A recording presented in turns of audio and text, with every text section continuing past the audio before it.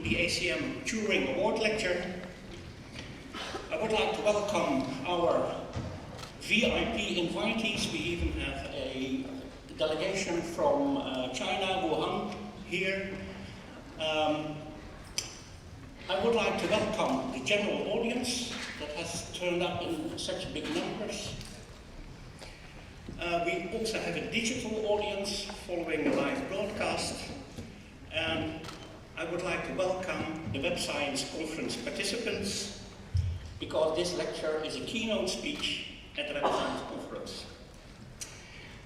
Now you may wonder what Web Science is, and that is as simple as it is complex. Web Science is the interdisciplinary study of the interaction and relationship between the web, which has a clearly technical dimension, think computers, but it also has a very strong social dimension. And this interaction is Web Science.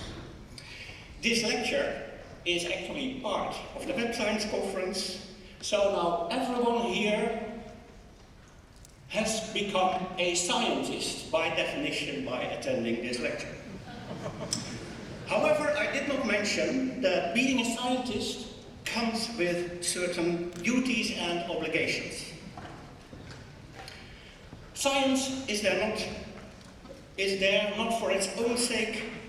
It is not value-free. Science is to be there for the good of humanity. And that requires from scientists, and you are all scientists now, it requires a broader mind and a broader vision. Science, secondly, is also hard thinking and hard work to address the complex and challenging issues that confront humanity. And the World Wide Web is no exception here. I would like to point out two global challenges. First, some of you may know that my own research is in the field of ICT for development in Africa, the Sahel countries. And some years ago, we were on a field trip in Burkina Faso, near the border of Mali, and we were interviewed by a rural community radio station called La Voix du Paysan, the voice of the farmer. And one of our colleagues of Tim's Web Foundation started to explain actually about Tim Berners-Lee, and then the radio presenter interrupted, "What is the World Wide Web? Because my listeners have never heard of it." And that is true. Almost half, although the World Wide Web is the biggest social network in human history, still half of the world population does not have access to it. Second, the web started out as a free, open, public space for knowledge sharing. Today, however, we see governments as well as big corporations attempting to constrain the web into a set of gated community and fenced bubbles. And I think that we as a community, also as a scientific community, have a responsibility to keep the web an open space for knowledge sharing for all. It is as if you want to go with your family to the beach. And there are very good reasons today, with 27 degrees here, to go to the beach. But you go there, and then suddenly you find that the whole beach is not accessible and privatized for big hotels and holiday resorts. That's not what you want. You can go to the beach, but after this lecture. Well, no one is better positioned to illuminate us in a lecture on the important challenges of the World Wide Web than Tim Berners-Lee, the inventor of the web. The ACM Turing Award that Tim has received in recognition of his achievements is known as the Nobel Prize for Informatics. And it has a $1 million Turing Award, and also that comes with obligations. And one of these obligations is that you have to give a lecture. Yes, contractually. And this lecture is the ACM Turing Lecture. The floor is to Tim.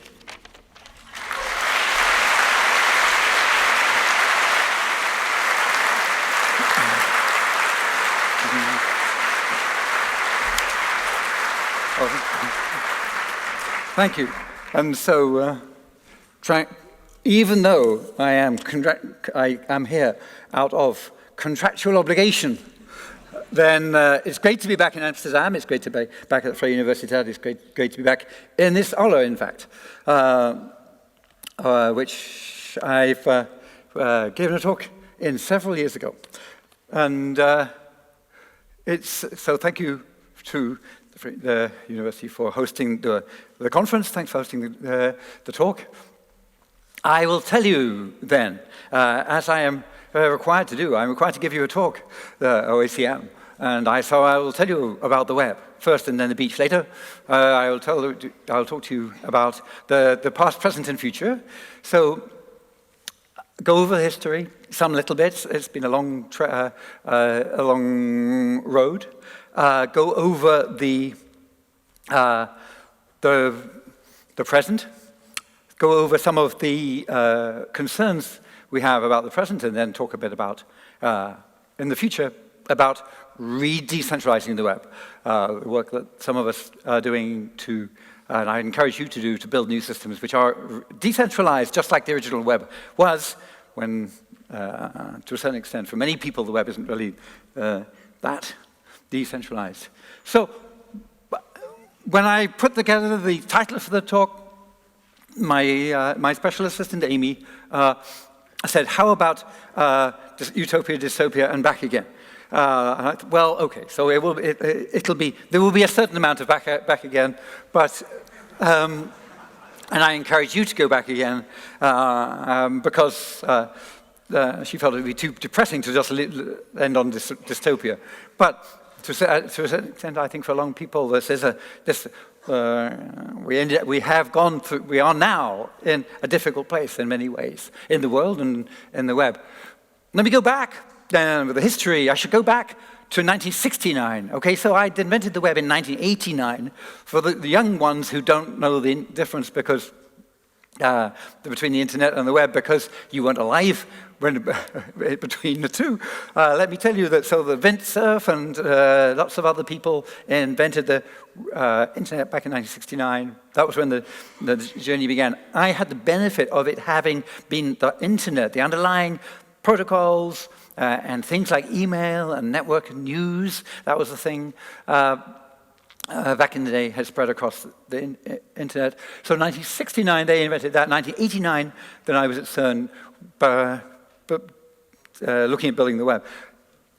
Even back before the web, there was a certain, sort of cyber-utopian thing. John Perry-Barlow, bless his soul, rest in peace, wrote a manifesto of cyberspace.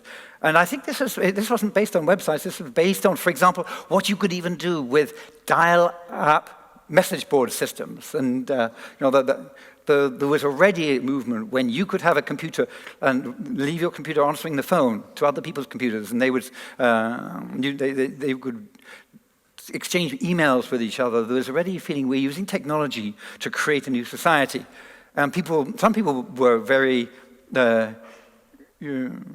hopeful about that. In the early days of the web, also that web, to a certain extent, was justified, maybe a little bit over the top.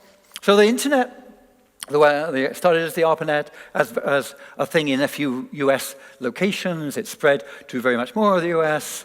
Then other countries became involved. So in 1989, when I was working at CERN, it was actually becoming possible physically to use the internet.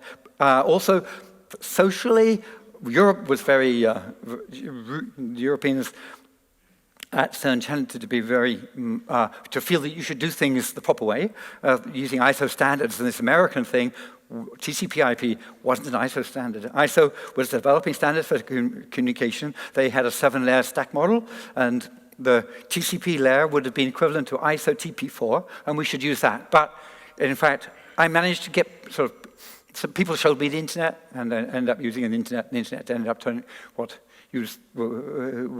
became, in the end, de facto standards, now real standards. So, 1989, there were other things happening. I was writing a memo about the web, okay, but when you go back to, and the Berlin Wall was going down, and Solidarność, and so those were, so to just situate that historically, if I had even published my memo back in 1889, nobody would really notice because so much was happening. But there was a time of huge change, also a time of huge hope. You know, the Berlin Wall going down was big, and people felt that this has got to be some momentum which will continue and do good things. So that CERN, yeah, if you haven't been to see CERN, it's a wonderful place. You should go and visit it.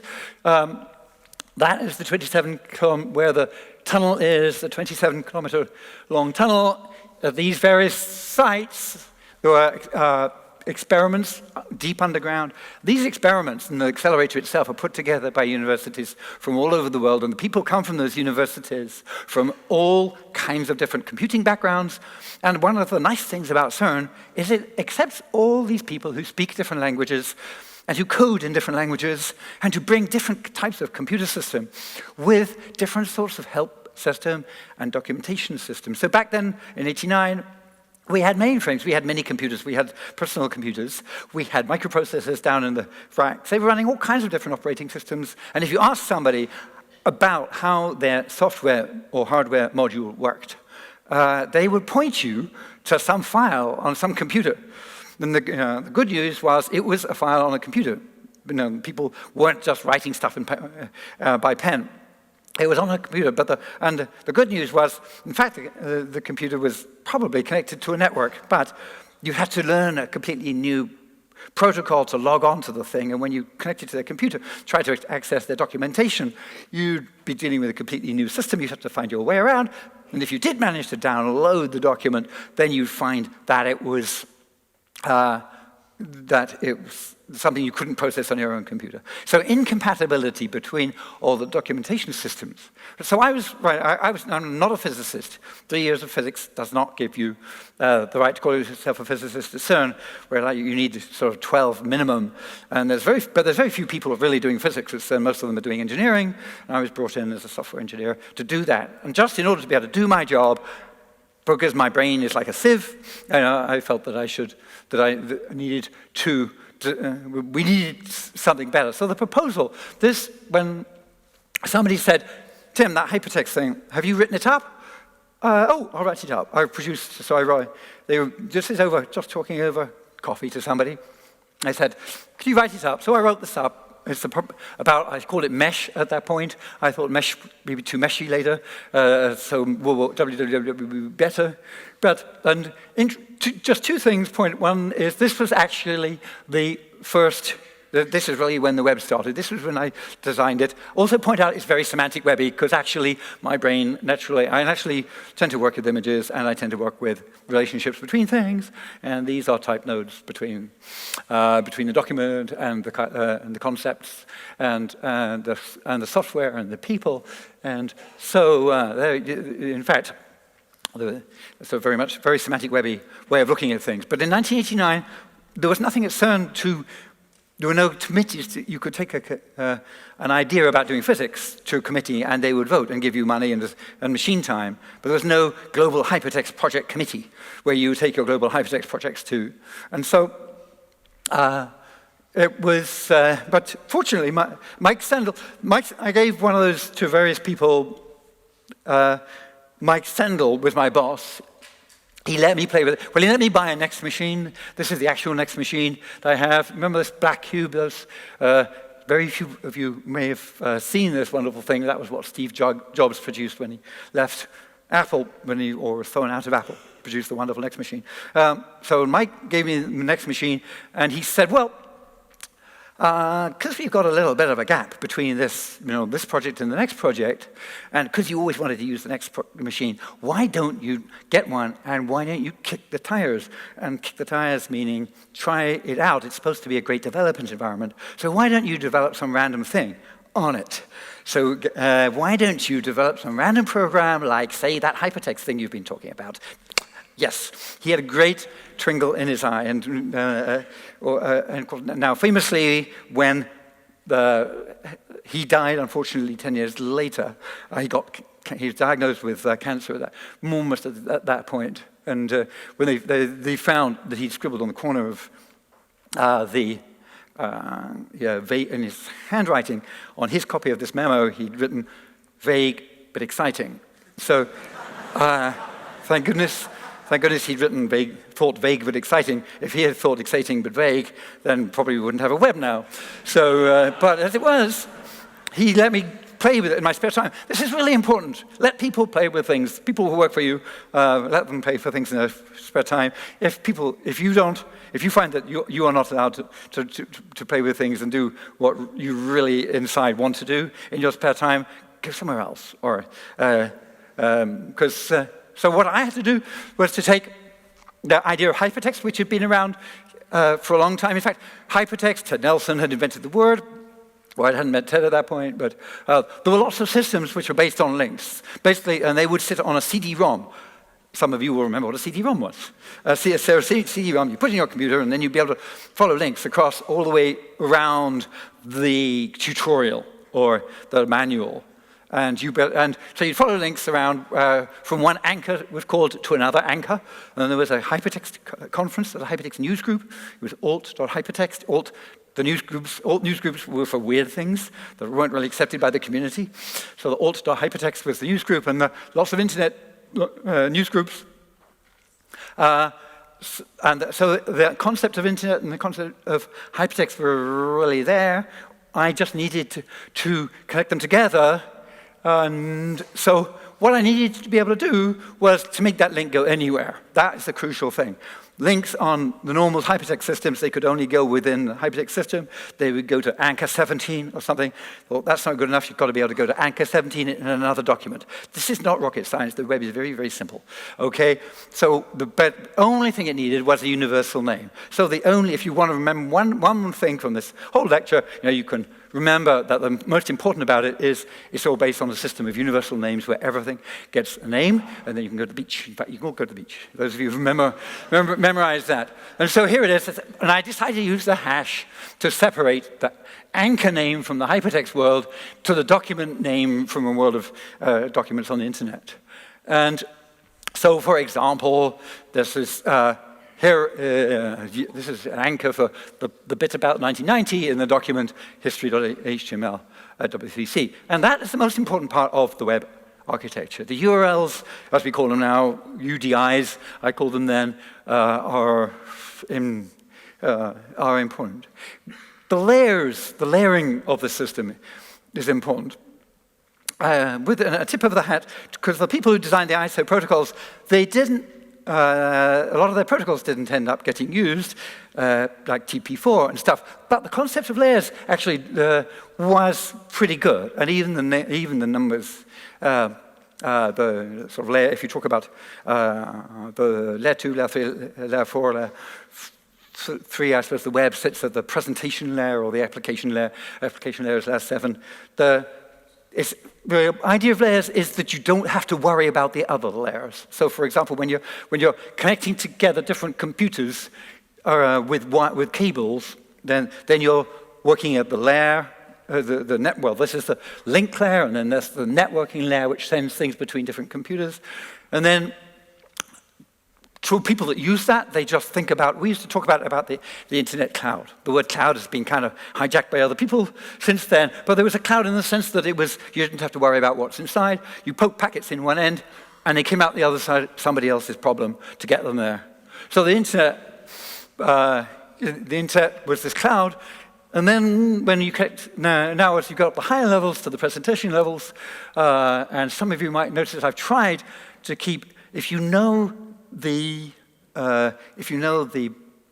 numbers of the ISO layers, and you also have in your head deeply burned in from the hardware days the resistor color code for coding up 1 to 9, you'll notice I always try to keep the ISO layers the same, matched up with numbers via the resistor color code, just showing, just so you don't have any cognitive dissonance that you don't have to deal with. So here. So on layer 6 is about presentation. And then it's really all about the documents, and you don't have to worry about the web. In fact, really, certainly don't have to worry about the way the internet nodes are connected together. And so most of the time, on a good day, the web is just a web of documents. I say on a good day because it's actually important. There's one really, there's one important time when you must be able to break the layers. One of the reasons that the web is practical is that when a user goes to a website, then the browser says, I can't get to the website. I can get to the internet, but I can't.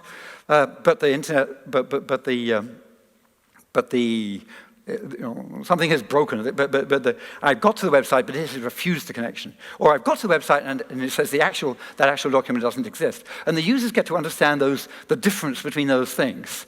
There were a lot of systems which would be made beforehand where the thing would just freeze and say an error had occurred, and the users weren't in a position to fix things. A lot of remote procedure calls systems, including the ones I built, were like that. So yes, this is fine, apart from when things break, and trust also. Why should I trust this thing? Well, if you really want to know why I should trust it, you have to go back to where to which computer it came from, because then because in fact we trust different computers to different extents. So let's stay at the simple layer. Here are web documents. Here are semantic web documents. Semantic web documents talk about things. The blue blobs are abstract things that the people who wrote those semantic web documents or outputted those semantic web documents wanted to talk about, and so the semantic web is the web of all these interconnected relationships. A bit like this could be a representation of the relations on that very first slide. Tim invented this gadget, which is described, or wrote this document, which describes this system, and so on. When you deal with semantic web data, one of the things that you have to do is to be able to stop thinking about the documents and move to thinking about just the things. And the reason is that when you think about the things without the documents, actually, you don't want them in document order. Those same things, logically in your program, will actually, you want to think about them. And you want to amalgamate all the data from the different documents. You want to look at them different. Okay, so I told you about layers. The key thing with the universal document identifier, as I called it, the uniform resource identifier, as we call it later, or now, in some cases, the uniform resource locator. I will not go into all the history and all the arguments about the difference between universal and uniform, or why things should be called locators because of names. When you're doing standards work, there are times when you decide, I'm going to stick to this word because it's really important. No, the web, it's really important for the web that the web should be universal. Or I think, well, do you want to call it uniform? You know what, it'll still work, because all specs will be, and if you will agree to my spec going through the system, if all I have to do is to call it uniform, yeah. So then we have the technical architecture group of the WTC, many years later, spends hours and hours and hours explaining, no, it has to be universal, but there you go. So, by the way, use these things even for new stuff. If you're designing a cool new system, the HTTP colon on the front that was my protocol I invented. But you can use URLs, and you should use URLs for new cool things. So that was the key thing. Everything should have a URI, and so asking people to give a URI to everything on the planet, that is a big ask. You can't also ask anything else. You can't also ask, and you can pay me 0.0000 cents per click, for example, or they will make another system which will be incompatible, and because they wouldn't want to pay the money. You can't ask them to use one particular computer system. You can't say, the World Wide Web works on this mainframe. You put everything on the mainframe. Lots of people had built systems where the key to integrating all the world's data was putting all the data onto the same type of system. We'll put it all onto VAX VMS machines because their network is really cool and their help system is really cool. Oh no, let's use STML. It's the standard, and it runs on the mainframe. So, in fact, a lot of people thought that the markup languages were mainframe things. They didn't think I could get them working on a personal computer. You mean you parse HTML on a device? It's not done as a batch job overnight. So you can't ask very much else. You've got to make it allowed to run on anything else. So I had to design HTTP. We could have used FTP, but it would have been a lot slower. HTTP is really simple. It's kind of even simpler than FTP. FTP, you have to open 2 connections. HTTP, you only use 1 connection. The branding, HT for hypertext, was I had at the end, but I did suggest that everybody should make it was World Wide Web, suggested you should call your computer www. Partly so we could count how many there were. Keep track of it, because of course, it's a decentralized system. You don't have to come to me to ask to make a new website. You still don't. Although if you did, I would let you. So I strongly encourage you. So HTML, the scripting language, the other part of it, HTML also was really simple. The spec was just, there were just 6 tags, like originally, headings, paragraphs, lists. We had a lot of argument about tables. They came later. But there was a particular point then when I was just coding this at my desk at CERN, and it was delightful. Because much so, the most wonderful thing about the web was all the collaboration that happened later. Having nobody looking over my shoulder, or being at all critical, and just writing the code and writing the specs on the same day was very quick. So I started in September, had the thing running by November. People said I had it working for Christmas. Well, I had it working for the Christmas break, because actually people looked. I put 25th of December as the release date on it, just whimsically. So people thought I was coding right up to the line. And Christmas Day at CERN, actually no, CERN closed for 2 weeks for Christmas to save energy. So that wasn't happening. And anyway, actually we had a baby due 24th of December. So in fact, this was not the top of mind. This was just a side project. But anyway, fun though. This is the original browser. Actually, it was a browser editor. This is the screen dump. On the next machine, you can see somebody just about to press the link to marked function. Link to marked was, in a way, this is summarized lots of good things. They'd previously gone to somewhere and gone mark this, and then you go link this to the thing I just marked. Bing, it's made. Save back, save everything, and you've made a link. Right? The whole idea of the web was it should be interactive, read-write thing you should be making. The machine, so the same machine was actually a server, and this is thanks to CERN to lending this machine to the Science Museum in London, which I think is a good place for it. They have a good exhibit there. Yep, trying to get it, people not to power it down when you left for the Christmas. I actually blew it. I'm not sure whether it was the first year or the second year. People said, if you want to keep info.cern.ch running through Christmas, then you have to be careful about which socket you plug it into. And so I plugged it into the UPS machine, the UPS orange ones, and then later I found out, no, you don't know, of course we take the UPS down over Christmas. No, you should have plugged it into regular one. So anyway, but not keeping it unpowered down, especially from cleaners and stuff, is always hairy. So, important site to remember, the key thing, why did it spread? It has to be universal.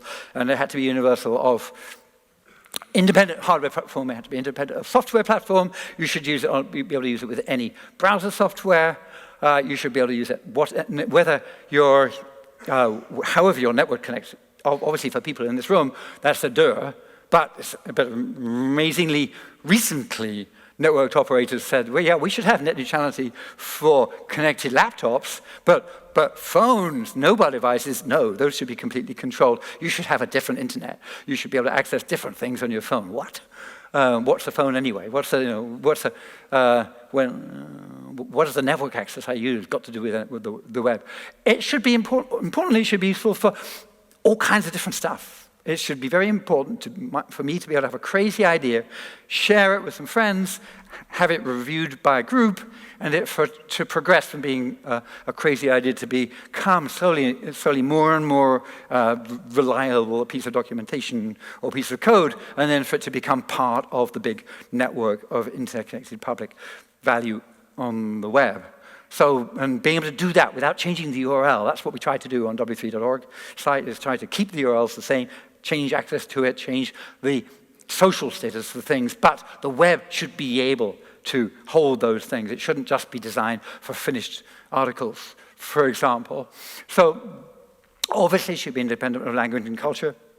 Back then, there wasn't Unicode. There was ISO. I made HTML, ISO Latin 1, which did for Europe, but didn't do a very good job for the rest of the world. Now, obviously, everything's moved to Unicode.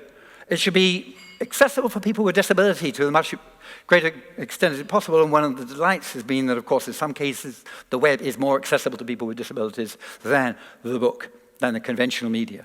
And so that's always been something really important, and something WCC we've emphasized with the Web Accessibility Initiative.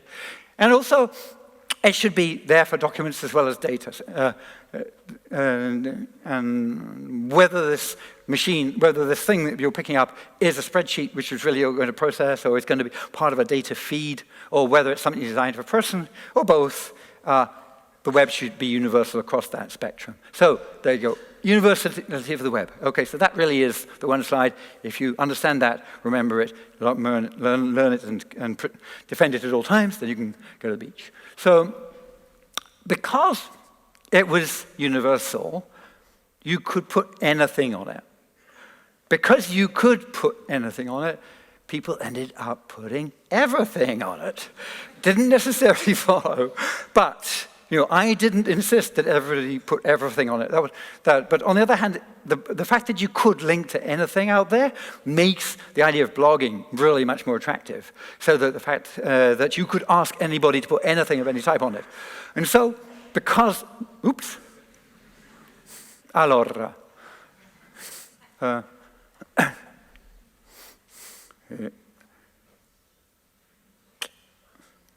that's interesting. I didn't change anything. Excuse me. What do we got?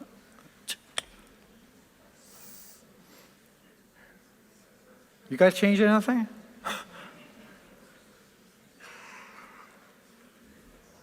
No? Okay, voila. Okay, the University of the Web also. Okay, so because it was universal, people put a lot of things on it. This is not the number of things on the web. This is just the load on the first web server. That box, that next box, this is the number of hits per day. And you notice, so it has a log scale. It goes from 100 hits a day through after a year, it was 1,000 after 2 years, it was 10,000 after 3 years, it was 100,000. So that, when you get a lot of people write often in the newspapers about exponential growth, well, actually, that is exponential growth. You can put a rule for it on a log scale. Okay, that actually is exponential growth. And what's interesting, when you say, hey, wait a minute, why are there 2 lines? Well, one of them, the blue ones, are weekdays, and the red ones. So always weekdays and weekend days were slightly different. There were slightly more people attacking the server on a weekday. So how about that? But just looking at those lines, you think, this isn't really stopping. Okay, if it has gone for 3 years, it has gone up by a factor of 10, and that is only the load on info.cern.ch, which was the first web server about the web. But that must mean somehow, and then meanwhile, there's all the other web servers that are being produced. So the actual amount of stuff happening on the internet was going crazy. Of course, I was just worried about it breaking. I was just worried about another system taking over, or about people getting the wrong idea about it, or about people patenting it, so I never really. But there was, it was just to look at those figures, it was exploding pretty well. As we got through those orders of magnitude, there was a feeling. I've watched a bobsled on TV. I've never actually been in a bobsled team. But it seems that when you're in a bobsled team, what you have to do is first you have your bobsled in your team, and then you push the bobsled, and you have to push it, and you push it and push it and push it, and slowly it gains momentum, and it goes faster and faster and faster. And there is a critical point at which you have to get in and steer. And then, and for the web, there was a sort of, as this started to take off around 1994, that was critical. People were saying, how do we know the specs are going to evolve? What is the process for doing that? And so it became necessary to not just design it, but also to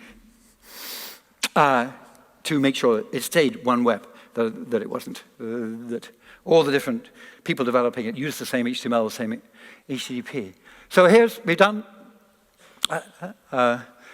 your guide to where we are in the talk. We've done the history about designing the web and the architecture a bit. We'll talk a bit about defending it. We'll talk about the utopian promise blooming, and what a lot of people regard as some current dystopia, and then a little bit at the end about decentralizing the web. So the history of hypertext, as Vannevar Bush, Engelbart, Ted Nelson. There have been various people you can look back at now who had felt, this sort of thing, really good, powerful access to information is going to be important. Or in Ted Nelson's case, wacky, creative, nonlinear creativity has got to be important. I didn't meet them, and I didn't even meet Ted till after the web, but then people rapidly pointed me to their stuff. The web, we had many different browsers. Mosaic was the one, and Netscape was the one which took off, but there was,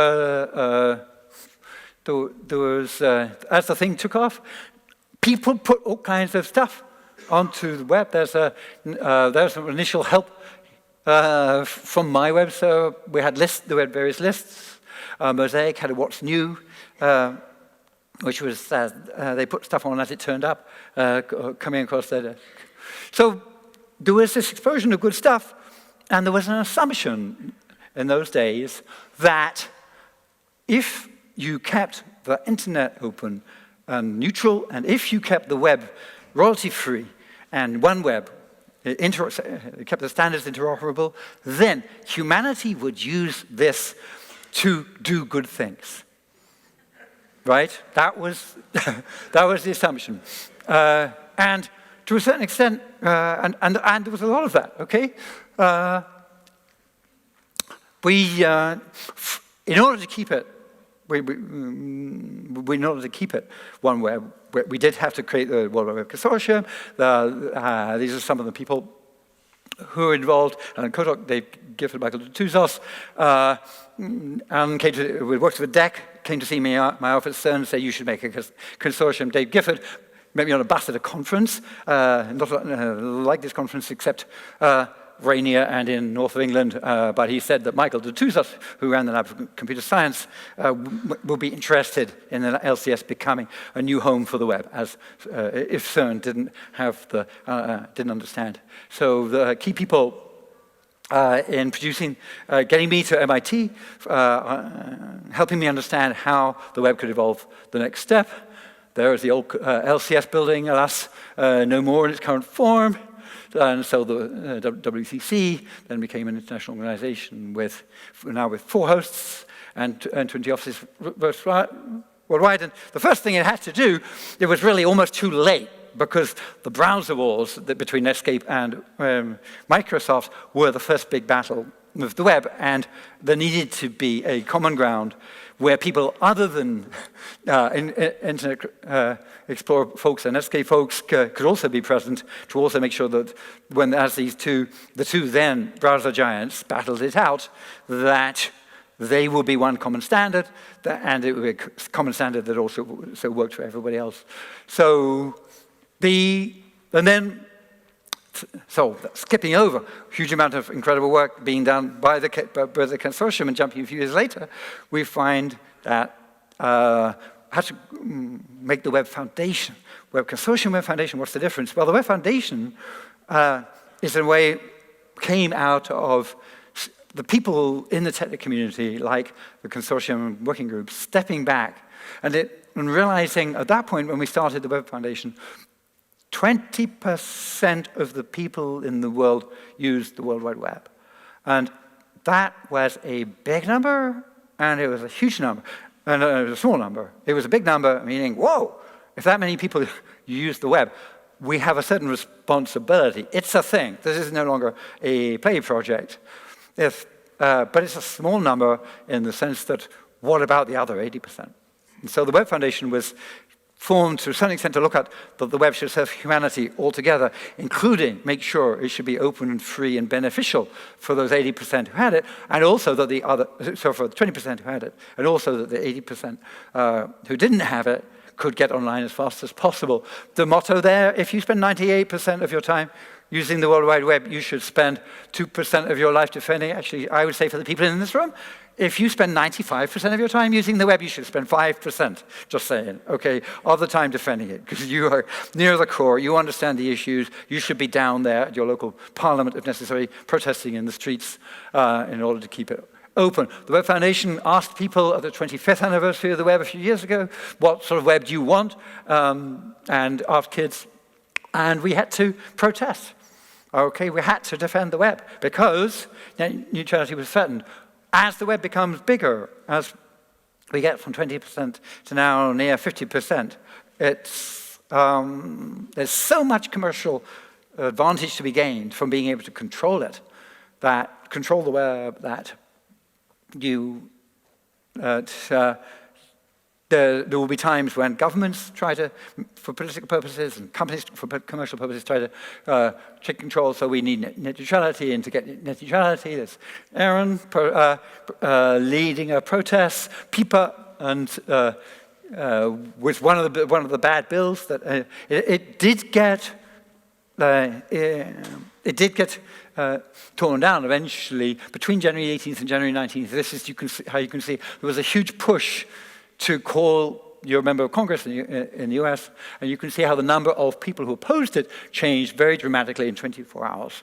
So that was an example of, let's use the internet to get people motivated and get people out there to defend the internet that we're using. That was, here's India in 2015, and who thought we would have to go back, having got net neutrality in America? Now we're in 2017, we're here again. We shouldn't have to be here. Hello, Washington, you should have been a leader in this respect, but in fact, now, and in fact, if you're US, you should go back and talk to your congressman about voting for the CRA, because it got through the Senate, a couple of days ago, and now it needs to get through the Congress, because, so you never know. You can never put aside that 5% of your time when you have to fight for the web. So, enough about defending the World Wide Web. Let's talk about the utopian promise. Lots of stuff on the web. The web browser became not just a way of looking at documents, because it runs JavaScript, because it's a Turing machine. Each web page is a computer, and it can be programmed. And so that means that whatever you imagine your web page doing, you can do. So the HTML5 and so that, over the years, that change from it being just a web page to it being a programming environment in which with WebRTC, real-time communications, the web pages can actually talk to each other, for example. You can build sort of mesh-like things just out of web pages. And you can roll all that out of the web without anybody having to install anything. So, exciting times, a big change in how the web works, although respect to static pages too. Static pages probably will be around for very much longer, and they're still useful. Just because it haven't got JavaScript in it doesn't mean it isn't good. And during this time, all kinds of cool things. Well, people had fun on Instagram and Twitter, and people uploaded photographs to Flickr, and Wikipedia is a thing. It is amazing that humanity has managed to produce Wikipedia. Somebody recently said, you know what?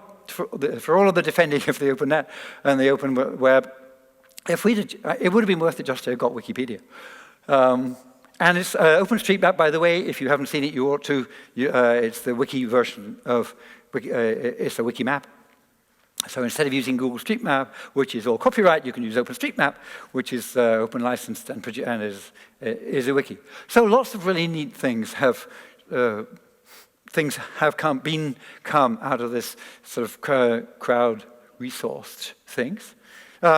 We had also the Semantic Web, which I talked about in the very first conference semantics on the web, back at the web conference back in CERN.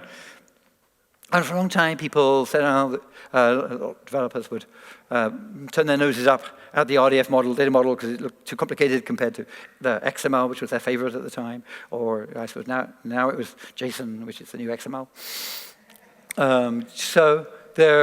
But in fact, meanwhile, what happened was that schema.org, rich snippets became a thing. Google and a few others put together schema.org, which says, here's a schema for describing all kinds of things. And if in your web page you use semantic web technology, if you put in there an explanation, you put data in there to explain to us when we read your web page, when the search engine reads your web page, you say, this is a thing of type product, and this has these characteristics, and it's for sale at this price under these delivery conditions, and so on. If you put that as data, then we will gobble it up. And when people are searching for those things, then your product will exist. So existing on Google was such a strong driver that in fact now more than a third of the web pages out there have some form of schema.org compatible data on them, I understand, from the folks at schema.org. And so there is, in fact, a massive amount of semantic web data out there, and that's why, and so if you're running a band, if you have running an event, and so on in general, you should, a lot of the software you use will actually produce semantic web compatible data. And so as a result, Google will be the wiser, and your clients will find it through Google. You know, the search engines changed gently at one point from, if you search for Paris Hilton, you would get a list of things about which had the word Paris in and the word Hilton in it. And some of them would be about Paris Hilton, some would be about the hotel, and some about the person. And Google, looking at the maps, would realize that we've got a cluster here and a cluster there, which are different. So it put one of the first ones at the top and one of the second. But now with semantic web, actually the web semantics, inside you get a box which says, this is the hotel, this is how much it costs, this is when it's open, and this is the person, this is where she lives, and she is a celebrity. And the concept of a celebrity, the concept of a hotel are sort of obviously deeply understood, and so Google asked you to do things like book rooms at the hotel, because it's not just a search engine pointing you. There is an understanding. So semantic web concepts really massively changed the way search works, and clearly you can see inside Google there is and Bing, there are big graphs of data. This is the linked open data graph. As of 2007, people started linking together data from DBpedia, from neonames, and on the web as a public good, as a public set of linked data sets extracted from different public sources. That was in 2007. 2009, I had a TED talk saying, oi, you guys, put your data on the web. 2010, this is the linked open data cloud. They just released another one. So that was this is 2014. This is the 2018 one. It's getting a bit difficult to see the dots, but each of those dots is in some cases, huge data set. So this is the linked open data cloud, a wonderful resource. So if people ask you, what happened to the semantic web, you say, point at schema.org and point at the linked open data cloud. There's a lot of it around. Graph query language as well. The semantic web people would invented Sparkle, a query language, and it was a kind of a bit of a niche thing. But then suddenly, just people started doing all kinds of graph query languages. Facebook, I think, made GraphQL.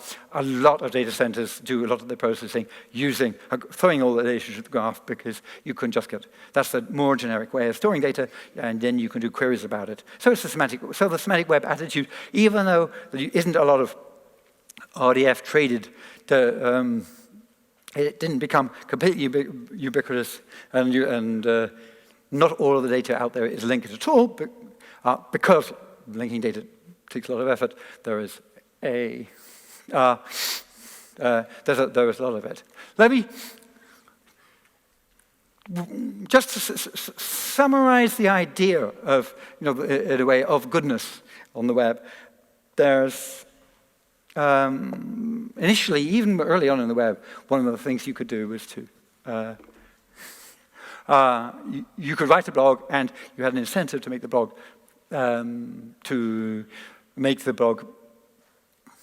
better, because you wanted to read it, because the motivation was to be read. And when the motivation was to be read, you would also select carefully the things you linked to. And that produced this virtuous circle of people producing better and better blogs. It was wonderful to be part of, and that's where a lot of the cyber-utopian feeling, I think, was justified. The blogosphere produced also a long tail. There are a huge number of blogs by all kinds of people. Yeah, there was maybe a leading blogger.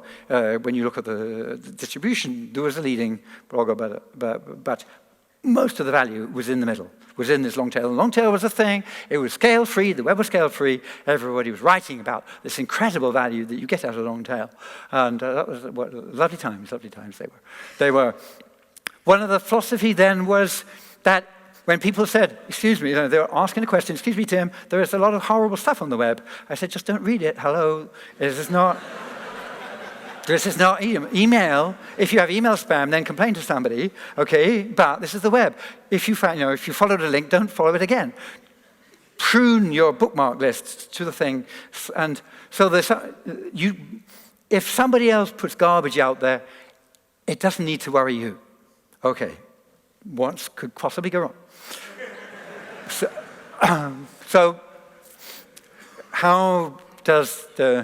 what could possibly go wrong? Well, I suppose partly when things are commercially driven, when you're driven by the money you get from the ads more than the kudos you get from people reading you, then when it just becomes partly it's the commercial imperative. Of course, malware, then when there are a lot of people on the web, then malware was a thing. Still is a thing, something we just have to fight. Nastiness on the web. When nastiness on blogs didn't really happen because nobody would link to them, or if they did have nasty blogs, they may have had nasty blogs, I didn't link to them, I never found out about them. But on the new social network platforms which are built on top of the web, they could be something where somebody could pick somebody who's being particularly nice, like a feminist blogger, and be really, really nasty to them very explicitly. And so that was a problem. Fake news, of course, is still a problem. Lots of different questions about how to do it. Did fake news, in fact, lead to was it part of a complete miselection in the US? Not to mention surveillance. Surveillance, unfortunately, while we've been fighting, a lot of us have been trying to fight government surveillance, every time there's a terrorist attack, every time there's even fake news, anything goes wrong on the web, that's an excuse for Theresa May in the UK to try to get more control for her government. And while she might be happy to have control and surveillance by her government, what she doesn't realize is how nasty it could be. She should imagine if Jeremy Corbyn got into power and then had that power and could read her mail, then how would she feel about that? So one of the things we have to fight back against is surveillance. But what with surveillance and fake news and all these things, not to mention Cambridge Analytica, deliberately taking data that has been harvested under the name of research. So it's so important to us in research to be able to use data that people have given for research, and they abuse that. So the web, all is not rosy on the web. Here is the Facebook engagement, just as before going into that election. Actually, fake news then topped just around election day. Fake news actually broke and had more engagement than reality on Facebook. What could go wrong? So in 2014, a lot of people stepped back and said, you know what? Keeping the web free and open for everybody else isn't enough. We actually have to look at what's really happening. Is it serving humanity? I think a lot of people, in 2014, there was a general stepping back in horror about the way civilization had gone, but also from the people involved in the web, a certain amount of thinking about, whoa, how is this system really helping humanity? So, we have to I think to a certain extent, if this is the past, present, and the future, the dystopia is largely the present. We have a lot of work to do to get out of it. It's more fun to talk about re-decentralizing the web. By the way, I talk about, but if I give this sort of a talk, I have to explain web science to people. Originally, when we proposed web science, was it back in, talking about it in 2007, 2009, then I had to, we started off with Wizry in 2006. I had to explain to people, what you all know, that when it's all very well designing a system with technical protocols, but you have to, actually there's a social component to all the protocols, thanks for the, yes, as explained, and the introduction, and that the interesting thing we said back then, in 2006 or whenever it was, that the issue is that if you have a microscopic system about how people interact or like each other's stuff, then it is very difficult to predict what will happen microscopically. Okay? To a certain extent, the entire web science community has an I told you so card that you can now play. Because, yeah, we have lots of cases when a system has been designed with one system in mind, and then things have happened. So we said then that it was a circle because you'd analyze the issues and you'd end up comparing them with your values, and then end up reinventing the system so that it would have better macroscopic properties, which is hard. The creativity at the top and the complexity at the bottom are both things which are difficult to wrap your head around. We need to do that. Remember that this web science is not just about science in the sense of analysis, looking at the poster papers. Nice to see that a good proportion of them are about people who built systems, not just analyze things. For governments and companies out there, also don't imagine, it was difficult to let people understand that climate change, this hot summer we are having, is anthropogenic. It was made by people. Well, Facebook is also anthropogenic. It's not just it's not, it's been rough on weather. The Facebook weather has been rough. It's been nasty on Twitter recently, as though it's not an anthropomorphic thing. No, you can change. It's really hard to change the way the planet works, but it's really easy to change the way Twitter works or Facebook works. And they have an obligation to do that. And you have an obligation not just to analyze how Facebook works and Twitter works. You have an obligation also to help them design new pieces of it. So that's so that is web science. This is the web science. There's the web science timeline. There are lots of examples which I won't go into now, but right now one of the things you can look at, for example, is the way you get one of the consequences with Facebook. Facebook designed the system so that they get more money, which is what a company is bound to do for its shareholder. And then, but then they end up designing these systems which end up actually producing, as a result, the macroscopic system is people end up getting more and more sure of their own views. The world gets polarized, and you end up being able to sympathize with other people less and less. Who'd have thought? Now, in fact, of course, there are papers who say, no, actually, it's disputable as to the effect, how much of the polarization in the world is due to social media. But one of the issues people find is that also these social media are these holes. That once you're in Facebook, it's really hard to do anything with your LinkedIn friends if you're on Facebook, or your LinkedIn colleagues with your Facebook friends and so on. So that's one of the. So what some of us would like to do is to decentralize the web, right? I explained to you how it was built as a decentralized system, and now everybody's on Facebook. So what can we do? Well, we can build other systems which are new technical layer maybe, but one which will produce a social layer, but will give people control. Will get everybody their own website again. Just give everybody their own website again, like they used to do in the early days before they just joined Facebook. Turn it from something which has got this huge central control point to a decentralized world in which everybody can innovate, anybody can be innovative. So if you talk to people out there in the world, they will say, you can't do that because the way the web works is everybody has given up their privacy to Facebook. Facebook monetizes it by abusing their privacy and targeting them with advertising.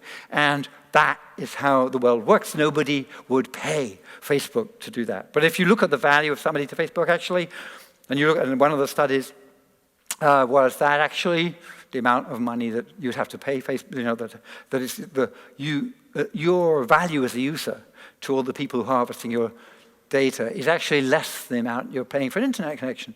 So if you can pay for an internet connection, you can pay double that, and actually, you could actually then be paying for your own, paying for the people who build the apps that you use, and paying for the people who store the data. Okay? So there are a few myths to be popped. Solid, just plugging the project we have at MIT. You can go to solid.mit.edu. It's about having a read-write web of read-write linked data, where you have all kinds of places. You can have your Raspberry Pi plugged in at home.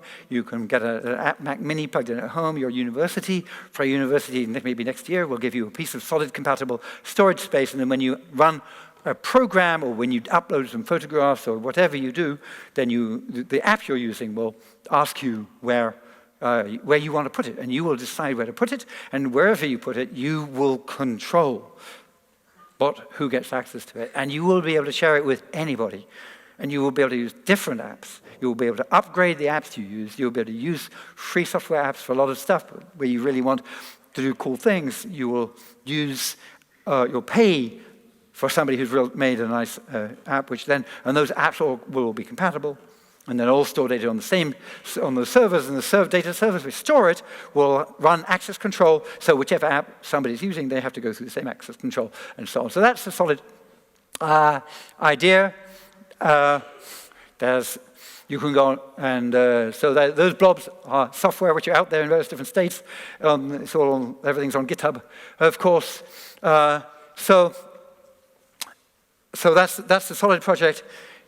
Back here, then in general, I encourage you to understand how things that work at scale.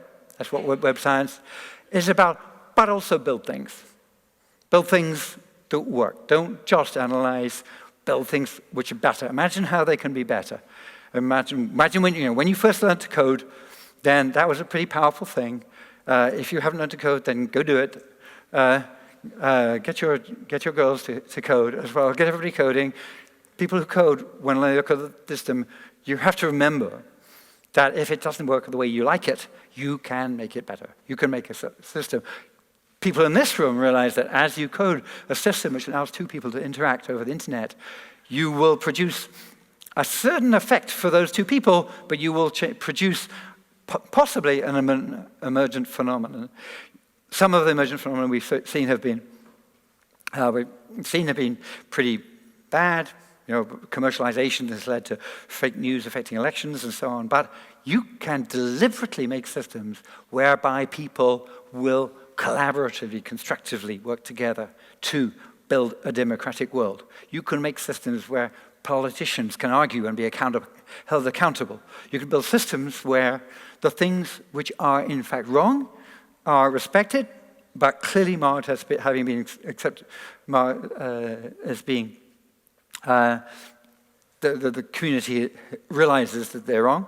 Things which are expressed in a nasty way can be voted to the bottom, so that they don't in fact end up being seen. And so that when you look at the whole world of this democratic debate, what you see is, again, like with the original blogosphere, what you see again is people's best effort to try to rise to the top, people's best effort to understand the other point of view and to argue against it coherently, and as a result, communities' best effort to understand what to believe and to decide what to do. Understanding what to believe we call science, deciding what to do we call democracy. Both of them need you to build systems to support them on the web. It is really, really important. Okay, just saying. So, here we are. We're on another journey, folks. We're on a journey back to that utopia. come with me. Thank you.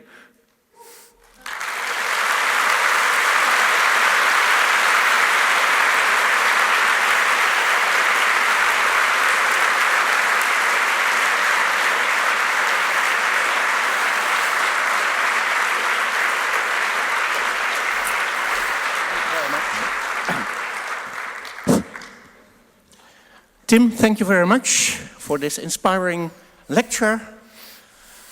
We have some time for questions. And there will be people with a mic over here. While you're finding the questions, so while you're finding the microphones, then find the microphones if you have a question. Otherwise, we'll go to the beach early. Yes.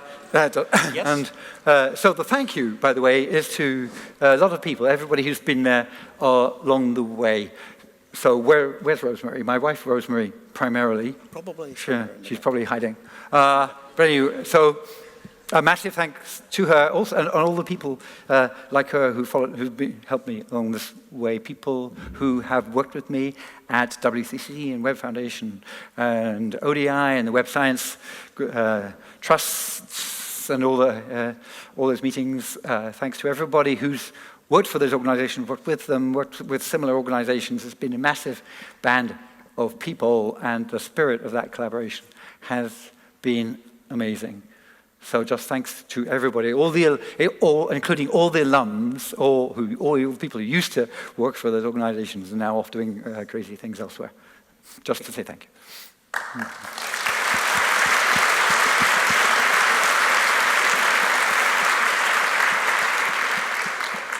Okay, we have some questions, I think. So what happens? Does the mic find? Yeah, so you raise your hand. Wave your hand. That's no guarantee. And I think because this is a keynote speech at the Web Science Conference, I think the honor of the first question is in the crowd of the Web Science participants.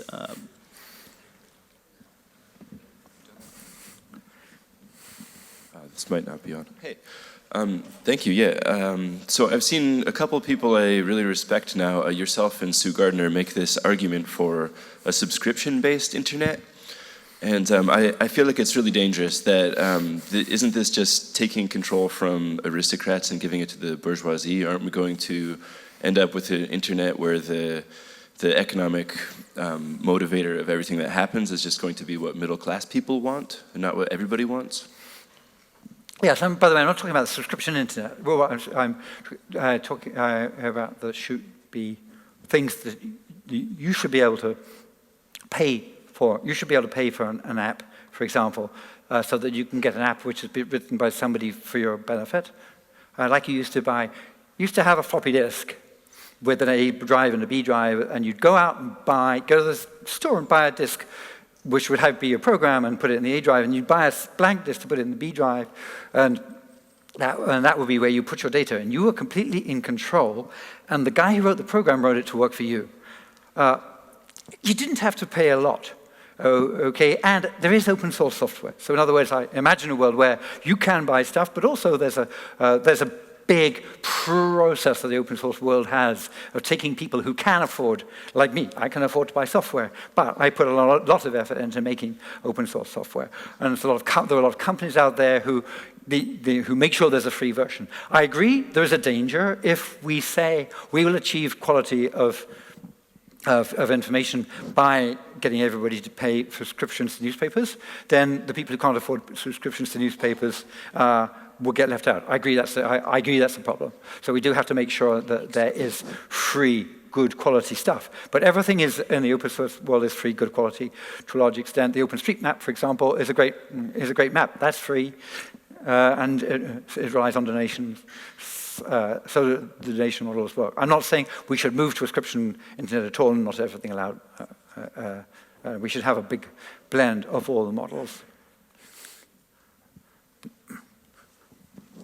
So in terms of this vision of re-decentralizing the web,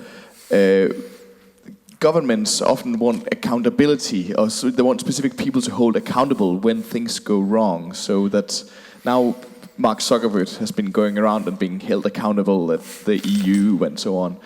if things go wrong with in a solids-based future, who should be held accountable for things that go wrong? Should that then be the consortium or whatever that defines a protocol for solid, or how would that work? Who should go and blame when things go wrong? When things go wrong is that's a little broad, really.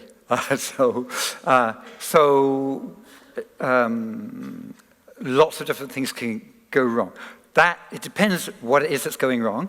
And one of the things with Facebook in the last election, there were all kinds of things happening. There was deliberately malicious criminal things happening, which the Russians were doing to get Trump elected.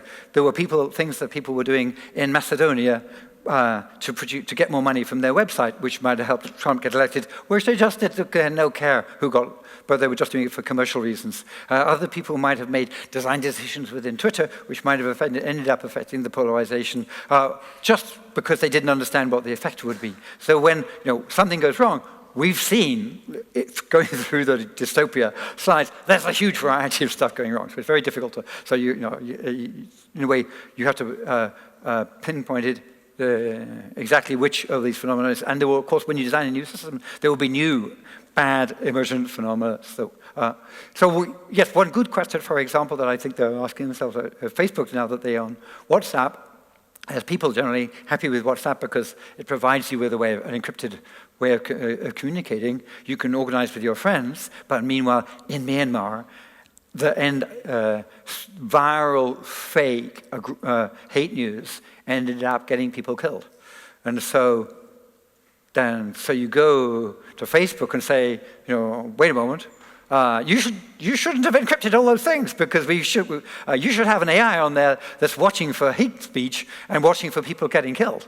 So difficult, really, really difficult. I would say when you design a new system, then think about you will end up with all these boundaries that you have to move between government power. So one of the things, for example, is to say, well, we'll give governments access to the social graph. We won't get people, if you send a photograph to somebody of your private parts, they will not be able to see them, but they will be able to see who you sent it to, or something like that. I say, well, okay, in order to be able to prevent really terrorist things, we have to give the government some power. And it's very hard to draw those lines. I don't know. You tell me. I don't know. Good question for the community to solve. There are some more hands waving, so Tim, take your pick. Thank you very much for the lecture, Tim. Here on the left from your side. Okay. When you talk about systems and system change, people often talk about leverage points, the points where you can really affect change in an effective way, and that you should choose your battles. And so my question to you is, which battles should we choose? Because there's so many things that we could work on. There's a lot of existing initiatives. There's open source. There's also a lot of things that are moving right now, like artificial intelligence, and crypto is a new craze and everything. Like, what battles do you want to choose, and where do you see the leverage points to strategically affect change for a decentralized web? Thank you. Wow. Okay, so we've been an hour. I can repeat another hour, I suppose, because there are a lot of them. Some things you have to do just as the hygiene things, just in order to be able to, we can't operate unless we have net neutrality. So you have to sort of fight whenever you see things like net neutrality and the openness of the web are threatened, then you have to fight through that. But then you can go back to what you're doing most of the time, I think. Right now the reason I've concentrated on it a bit is building new social networks which are more constructive, which tend to look at the way Wikipedia has has worked around consensus of truth and try to see what you can do with real-time systems and things like that. I think is an interesting way. Taking something like Reddit, build something which is designed to produce constructive, to produce a more constructive discussion. When it comes to decentralizing things using the blockchain, I didn't talk about blockchain at all. I would be very careful before actually buying any Bitcoin. To a certain extent, from the blockchain community, one of the things we can expect are some decentralized identity things. So if you will be able to register a name, a unique name English readable name in blockchain, and I will then be able to find your public key from that. That sort of thing will be useful, and we'll plug, and we'll plug that into the solid world, so I'll then be able to take that identity and use it in my access control system to give you access to the photographs I take today, for example. And so, to a certain extent, it is interesting going to look at blockchain technologies, mainly for the point of view of identity at the moment. But I don't know, there's a lot of stuff happening out there. I mean, you talked about AI, but in a way, there are quite a lot of us. Yes, there are a lot of things to do. We have to do different things.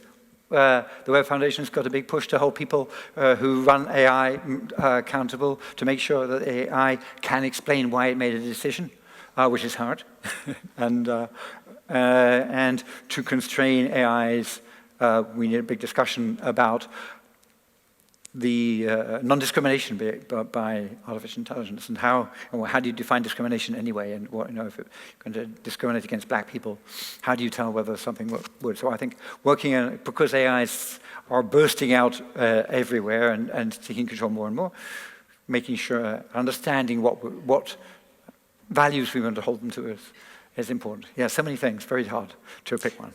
There are also questions at the right-hand side, I think. Right. There's don't have any. Over there, one over here. Yeah, put over there. But so where's? Over there. Okay, so I'm looking. We haven't had one from a woman yet. No. Nope. You have to. You have to. You can hold your hand up, and somebody will bring you the microphone. That's how it works. They may bring you the microphone. Yeah. Hello. First of all, thank you. I have a question about the network effect. You said that we can work on something, and also it attaches to the previous question. Even if we were to build some new tool that could help improve the web, how can it be designed in such a way that it dislodges the incumbents that have gained already a huge presence on the web, and it's very difficult to replace them now that they are so massive, and the network effect and so on. Can you please elaborate a possible strategy or how to replace the incumbents? So there are two answers to that. One of it, it's so hard to displace an incumbent which has got so many users and so much money and so much power. But the other answer is actually, it's no different from if the incumbent weren't there. So if you have a very large, suppose you have n people who are users of the incumbent, okay, which is a very large number, and you have k, a very small number of people, which is 1, which is using your new system. If your new system is really interesting and provides something novel, it provides a value to people, then your new system will grow. And if k goes up exponentially, so that you have 10 times as many people using it at the end of the year than you did at the beginning of the year, then in 10 years, your system will take over all of humanity. So, and actually, that is a function only of the growth rate of your system. It is not a function of how many people are in the, because basically, the way something takes off, it may actually, in a way, the fact that the people on Facebook, it may spread across Facebook. So your system, K, maybe your growth rate, maybe higher because of Facebook. Just as Facebook's growth rate was higher because of the web, and the web's growth rate was higher because of the internet, and so on. So all that matters is that your new thing grows every month, has got more people than it had. So to do that, it has to provide, scratch some itch. It has to give people a feeling of confidence that they didn't have before with Facebook, or it has to give them ability, it allows them to integrate data between different things, for example, or just have to appeal for some in some cute way, and you can do that. Okay, we'll go to the back, and then we'll come to the front. Oh, so 1, 2, 1. Where's it?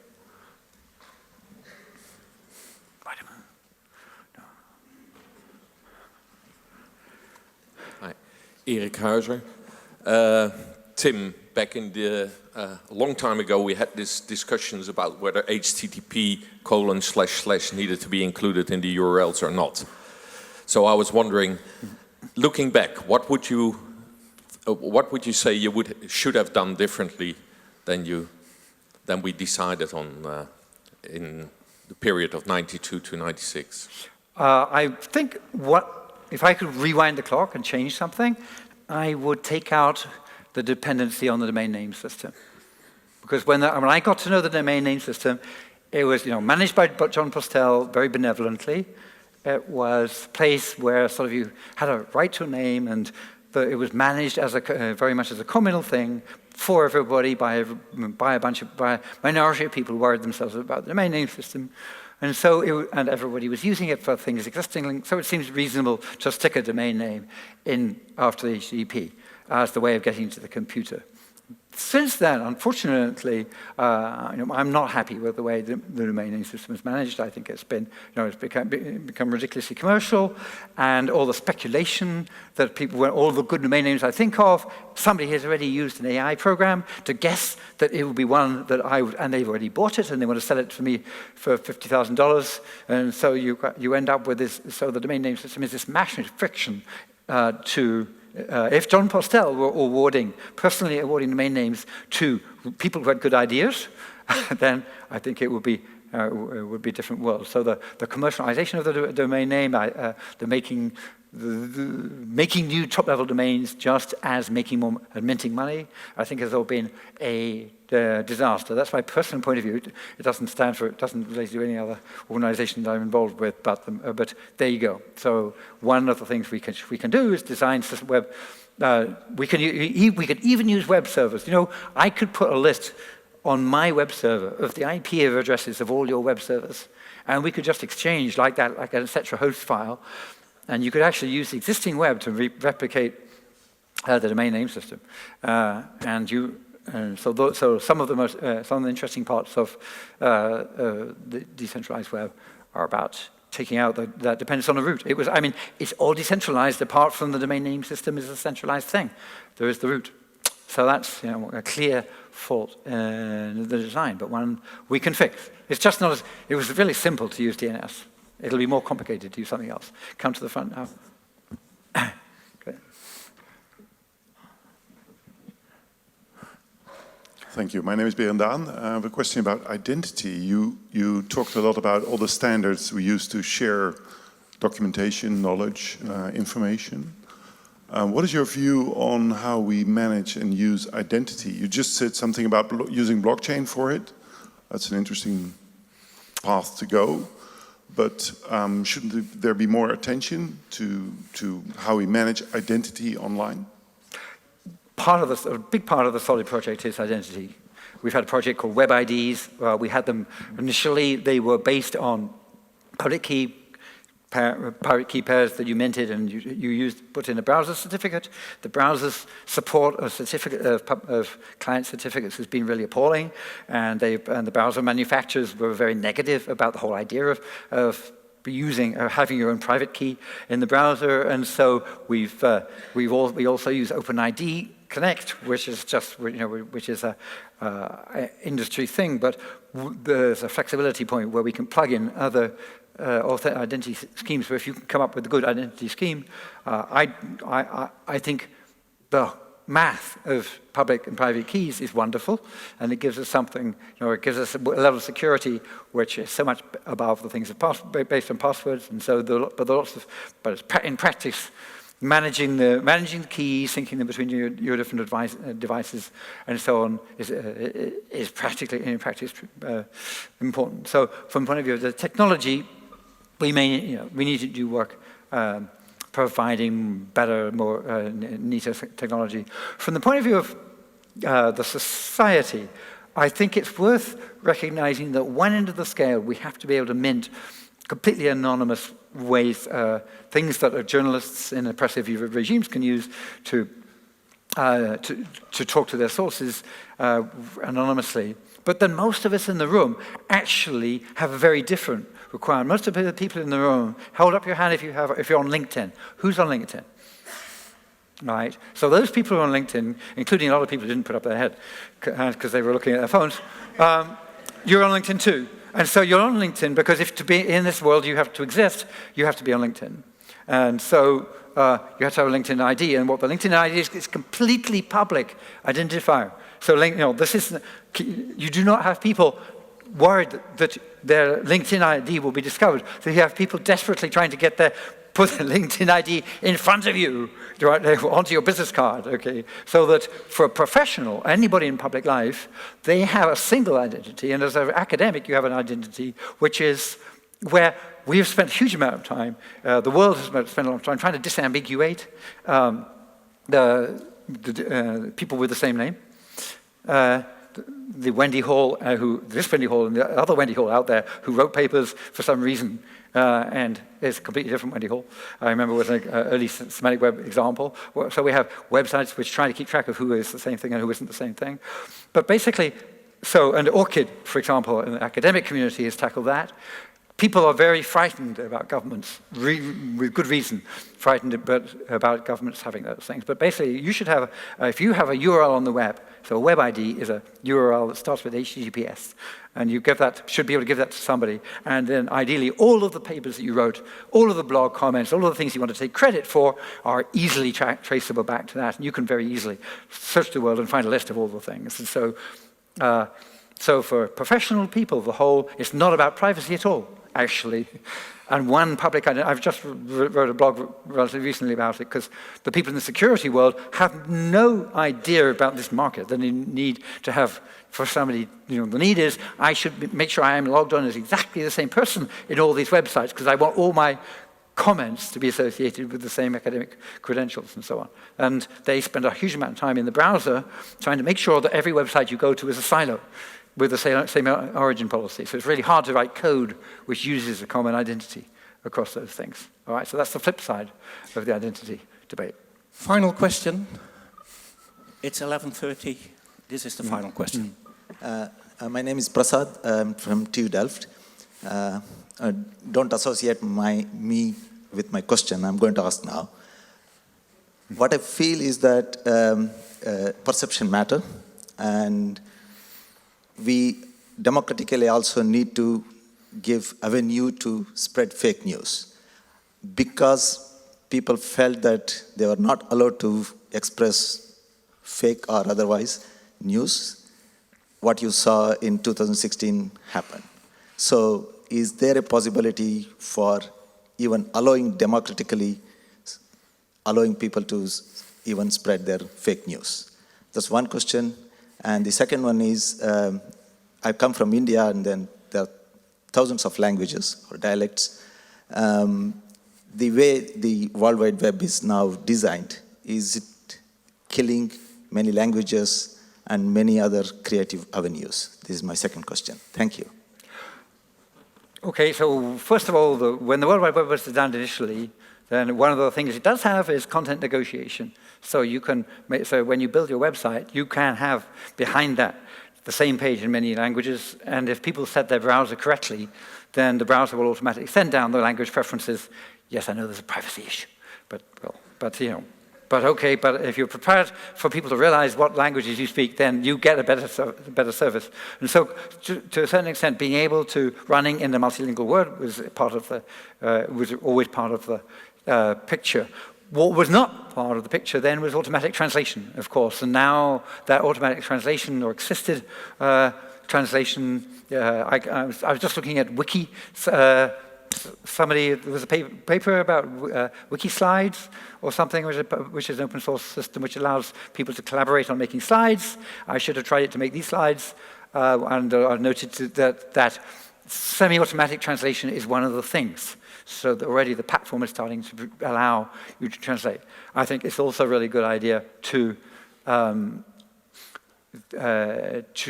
just at the personal level, if you grew up in India, then to a certain extent you were lucky to being brought up speaking English, and that in the world is really valuable. But meanwhile, but it's also a good idea to learn one of the others, like Arabic, Mandarin, French and Spanish. And so in a way, I can see to a certain extent, with the diversity of languages, we will end up potentially with a better, as more and more people speak just the 5, or maybe end up just the 1, in a way, we hope maybe we will get better communication. Maybe we get more sympathy for Europe from different countries when there is more shared languages in Europe. Maybe we'll get more sympathy for the UN when there are more shared languages, when more people have learned one of the, when we end up with a common language. Meanwhile, we have to protect ourselves against losing the wonderful culture of all the local dialects and all the song and dance and so on, and all the spoken oral tradition. So yes, learn English, but also rehearse your local dialects and cherish everything which is written in them and record it using a video for posterity, because we also need to keep the diversity of it. And I think that was a long enough question, so I'll just give you one question, so that's it. Thank you all for your questions. But I think we're out of time. Tim?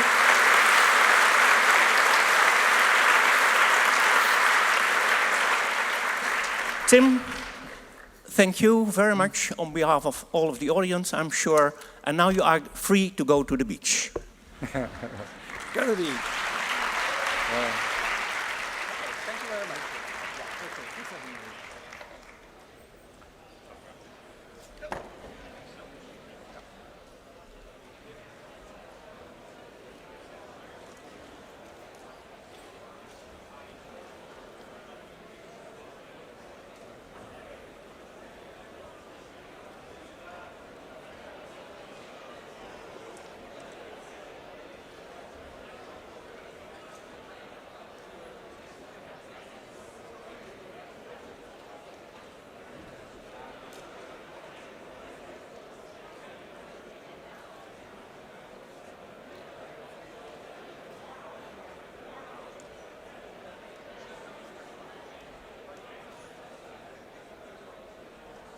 Ja, je kan gewoon doen.